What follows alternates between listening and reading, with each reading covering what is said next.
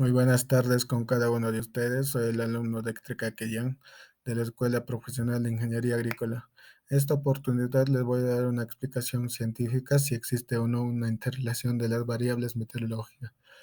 Y les voy a brindar 5 ejemplos porque sí existe la interrelación de las variables meteorológicas. Como ejemplo, uno vamos a tener la interrelación de la humedad y el punto de rocío. La humedad relativa a nuestro curso de meteorología vamos a simbolizar con las letras H y R y su unidad de medida es el porcentaje.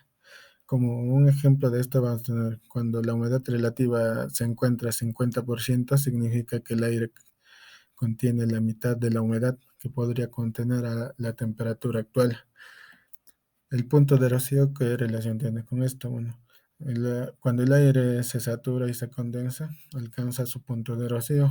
El punto de rocío se calcula enfriando el aire y al mismo tiempo contabiliza la evaporación. La temperatura al cual el aire enfriado alcanza al 100% de humedad relativa es su punto de rocío. Por ejemplo, si la humedad relativa a 21 grados Celsius es de 40%, alcanzará su punto de rocío cuando el aire se enfría a 7 grados Celsius. A esta temperatura el aire se condensará y se formará un rocío. Como segundo ejemplo vamos a tener la interrelación de la evaporación y la temperatura. Bueno, la evaporación es la cantidad de agua que se convierte en vapor, que luego se eleva hacia la atmósfera. Bueno, ¿qué relación tiene con la temperatura? Bueno, la temperatura a lo largo del día va a tener un registro de temperatura mínima y temperatura máxima. Esto va a influir bastante en la evaporación, ya que a la mañana la temperatura va a tener su registro como temperatura mínima y a lo largo, a medida que va transcurriendo las horas, la temperatura va a ir en aumento y también la evaporación va a ir en aumento. Un ejemplo de esto sería el agua hirviendo con agua, que el agua se encuentra a temperatura ambiente a medida que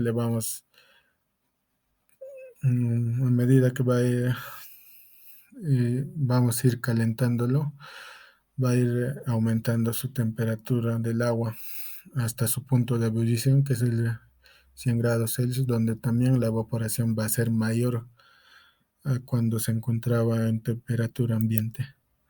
Como tercer ejemplo, vamos a tener la interrelación de la presión atmosférica y la temperatura. La presión atmosférica y la temperatura están íntimamente relacionados, afectando nuestro entorno y la forma en que experimentamos el clima. Un breve resumen de la presión atmosférica sería que nuestros- en nuestro Perú tenemos la costa sierra y la presión atmosférica en la costa es diferente que la de la sierra, porque la sierra se encuentra a mayor altitud, o sea que la presión atmosférica varía a la altitud de donde nosotros nos encontremos.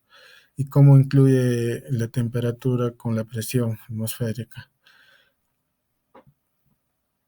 El registro que vamos a tener de la temperatura a lo largo del día, de temperatura mínima y máxima, en la temperatura máxima el aire va a estar más caliente y el cual es menos denso y va a ejercer menos presión. Pero cuando la temperatura es mínima, el aire va a estar más frío y va a ser más denso y va a ejercer mayor presión. Los cambios de temperatura van a provocar diferencia de presiones que impulsan los sistemas meteorológicos. Como cuarto ejemplo, vamos a tener la interrelación de la precipitación y los vientos. La precipitación y los vientos están estrechamente relacionados, ya que los patrones de viento determinan en gran medida la distribución y la cantidad de precipitación en una región.